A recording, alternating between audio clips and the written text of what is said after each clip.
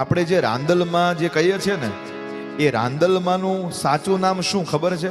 સંજ્ઞા દેવી.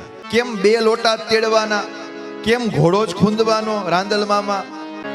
વિવસ્વાન સૂર્ય, એમના પત્ની સંજ્ઞા દેવી અને એના ગર્ભવતી શ્રાદ્ધદેવ અને યમ અને યમીનું જોડલું પ્રગટ કર્યું.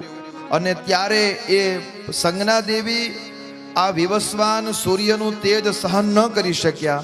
એટલા માટે એમને પોતાના પિતા પાસે ગયા અને કહે કે મારે તપ કરવું છે. એટલે મેરુ પર્વતની ઉત્તર દિશામાં ધનુષ આકારનો એક ત્યાં આખો એક પર્વત છે, જેને કુરુ લોક કહેવાય.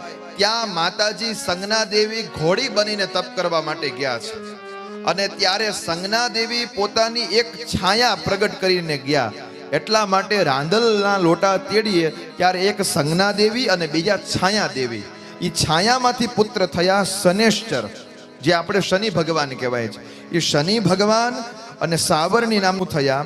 જે સુરતની જે તાપી નદી છે એ આ છાયામાંથી પ્રગટ થયેલી છે.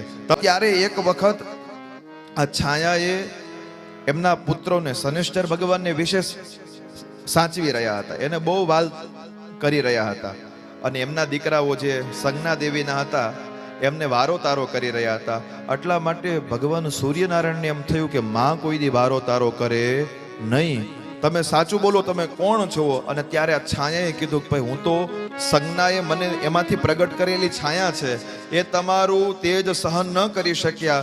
એટલા માટે ઘોડી બનીને તપ કરવા માટે ગયા છે. એટલે સૂર્યનારાયણ એ માતાજીને પ્રસન્ન કરવા માટે ઘોડો બન્યા અને ઘોડો બની અને ઘોડો ખૂંદ્યા, ખેલ્યા. એટલા માટે રાંદલ હોય ને ત્યારે ઘોડો ખૂંદવાનો કે માતાજી રાજી થાય, માતાજી પ્રસન્ન થાય. આ પરંપરા ત્યાંથી આવી.